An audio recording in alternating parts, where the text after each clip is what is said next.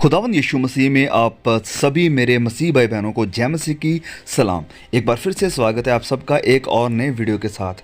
तो इस वीडियो के पार्ट 1 में, जो कि प्रीवियस वीडियो हमने अपने चैनल के ऊपर अपलोड किया था, तो उस वीडियो में हमने बात की थी बहुत ही विषयों के बारे में। जैसे कि जो भविष्यवाणी यशायाह नबी ने करी थी वो पूरी होती हुई हम देख रहे हैं कि न्याय हटा दिया गया है, सच्चाई बाज़ारों में गिर पड़ी है। और फिर हमने देखा था कि चर्च के ऊपर और सुसमाचार के ऊपर अटैक हो रहा है, बाहर से भी और अंदर से भी, यानी कलीसिया में भी बहुत से झूठे नबी उठ खड़े हुए हैं। और जैसे कि पौलुस ने सावधान किया था वैसे सब कुछ होते हुए हम देख रहे हैं। और फिर हमने इस बात का भी जिक्र किया था कि बहुत सी आत्माएं जो कि सच्ची या परमेश्वर की तरफ से नहीं हैं वो कलीसियाओं में घुस गई हैं। और फिर लोग उस यीशु को मानते हैं जो कि बाइबल का यीशु नहीं है, वरन उनकी इमेजिनेशंस का, उनकी कल्पनाओं का बनाया हुआ यीशु है। वो यीशु जैसा यीशु वह चाहते हैं कि जो उनके लिए सब कुछ करे, लेकिन वो यीशु नहीं जो इन्हें कहता है कि आप उसके लिए कुछ करें। तो वो मैसेज बहुत ही हार्ड और बहुत ही इन्फॉर्मेटिव था। अगर आपने अभी तक उस वीडियो को नहीं देखा है तो प्लीज़ उस वीडियो को भी ज़रूर देखना। नाउ चलिए इसी चीज़ को लेकर हम आगे इस वीडियो में बढ़ते हैं। तो चलिए हम परमेश्वर के वचन से पढ़ते हैं, पहला कुरिन्थियों अध्याय 3 और उसके वचन 10 से। तो मैं यहाँ पर उर्दू में पढ़ूंगा। ऐसे लिखा यहाँ पर कि मैंने उस तौफीक के मुवाफिक, तौफीक मतलब अनुग्रह, जो खुदा ने मुझे बख्शी, अक्लमंद मिस्त्री की तरह नींव रखी और दूसरा उस पर इमारत उठाता है।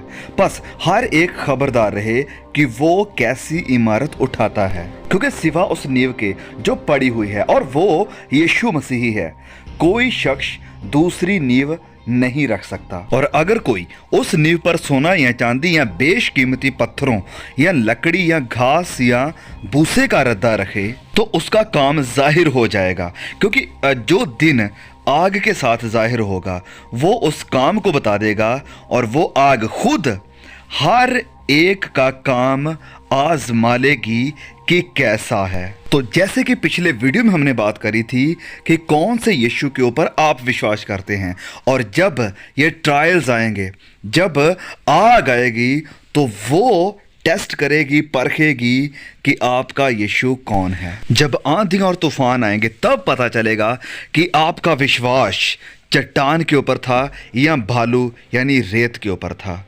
जब हम पुराने नियम में जाते हैं तो हम एक स्टोरी को पढ़ते हैं, जब राजा नबूकदनेस्सर अपनी एक मूर्ति, अपनी एक तस्वीर खड़ी करता है और फिर आदेश देता है, ये हुक्म देता है लोगों को कि वो सब लोग उसकी बनाई हुई इस मूर्त, इस तस्वीर के आगे झुकें यानी सजदा करें।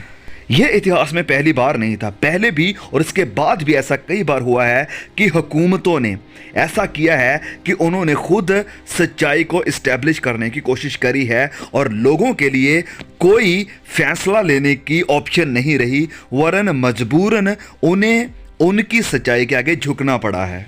तो जब हम वचन में पढ़ते हैं तो आदेश, हुक्म ये था, लिखा है यहाँ पर कि जिस समय तुम नरसिंगे, बांसुरी, वीणा, सारंगी, सितार, शहनाई आदि सब प्रकार के बाजों का शब्द सुनो, तो तुम उसी समय गिरकर नबूकदनेस्सर राजा की खड़ी कराई हुई सोने की मूर्त को दंडवत करो, इसे सजदा करो। और जो कोई गिरकर दंडवत नहीं करेगा, जो सजदा नहीं करेगा, वह उसी घड़ी धधकते हुए भट्ठे के बीच में डाल दिया जाएगा। अब क्या ये हमारे समय, हमारी पीढ़ी के जैसा ही सुनाई नहीं देता है, जहां आज सोसाइटी, समाज, वो लोग जो गुनाह के साथ भरे हुए हैं, जो लोग परमेश्वर से नफरत करते हैं, वह कहते हैं कि हम आपको बताते हैं कि सच्चाई क्या है, हम आपको बताते हैं कि आपकी महत्ता क्या है, आपकी तस्वीर क्या है, और जो हम आपको कहेंगे आपको वो बात माननी होगी, आपको झुकना होगा उस सारी बातों के आगे जो हमने खड़ी करी हैं। और अगर हम उनकी बात नहीं मानते, अगर हम नहीं झुकते हैं, तो ये मेरे लिए और आपके लिए बहुत ही कठिन होने वाला है। और इस कहानी में हम देखते हैं 3 जवानों को। ये 3 जवान आम नहीं थे, इनके पास अच्छी जॉब थी, बढ़िया इनकम थी, उनके पास अच्छी अथॉरिटी थी, प्रभाव था, लेकिन इस सब के बीच अब वक्त आ गया है इनके लिए फैसला करने का। तो क्या हम झुकेंगे इंसानों के द्वारा बनाई हुई मूर्ति के आगे, या फिर हम खड़े रहेंगे, डटे रहेंगे सच्चे और जीवित खुदा के लिए, फिर चाहे कुछ भी हो जाए या किसी भी चीज का हमें सामना करना पड़ जाए। तो रिपोर्ट ये आती है कि सब लोग झुक गए, लेकिन ये 3 लोग इनकार कर रहे हैं कि हम इस नए ट्रेंड के आगे नहीं झुकेंगे, हम सोसाइटी को फॉलो नहीं करेंगे, नई खड़ी की हुई सच्चाई के आगे नहीं झुकेंगे। सच्चाई हमारे लिए वही है जो हम मानते आ रहे हैं, हम नए बनाए हुए ट्रेडिशन को फॉलो नहीं करेंगे।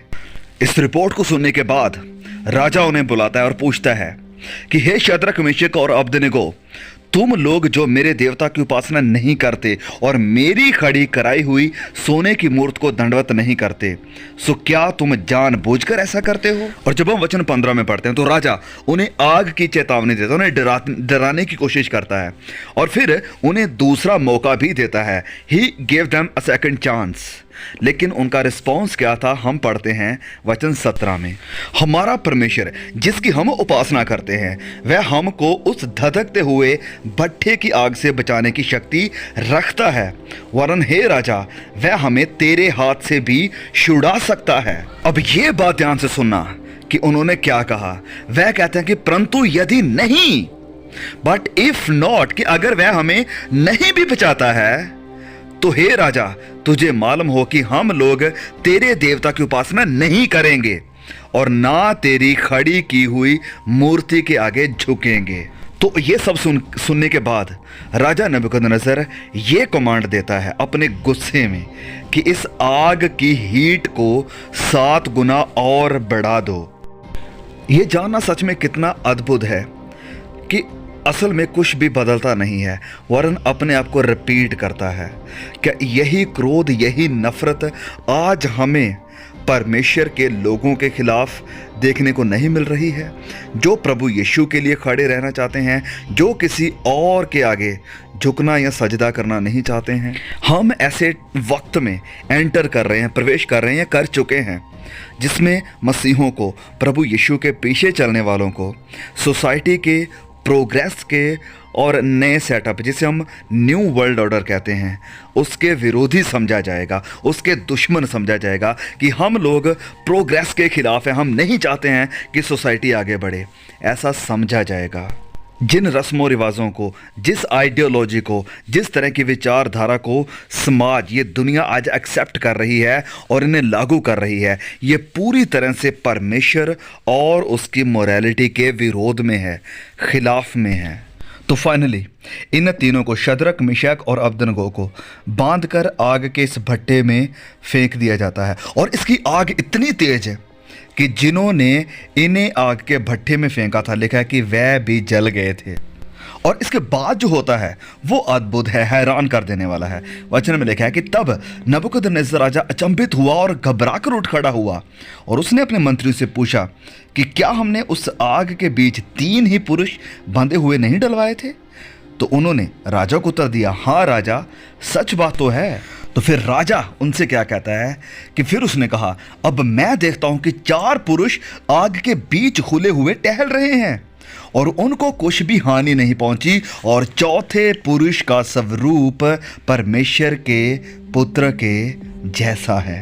And this is my point. यही बात है जो मैं कहने की कोशिश कर रहा हूं हमारे इस वीडियो के पार्ट 1 से, कि जो रियल, जो असल यीशु है, जो बिब्लिकल यीशु है, वो जलता नहीं है और ना ही वह उन्हें जलने देता है जो उसके हाथ में है। फिर जब आगे हम देखते हैं तो राजा नबूकदनेस्सर इन तीनों से बहुत ही प्रसन्न होता है, खुश होता है और इन तीनों के परमेश्वर यानी यहोवा खुदा की उपासना करता है, उसकी तारीफ करता है। और अब यही फैसला, यही सवाल हमारे सामने भी है कि हम किसकी सेवा करेंगे। और अगर आप एक झूठे यीशु को मान रहे हैं, अपनी कल्पनाओं के, अपनी इमेजिनेशंस के बनाए हुए यीशु को मान रहे हैं, तो ऑफ कोर्स आप झुकेंगे, आपको कोई प्रॉब्लम नहीं होगी।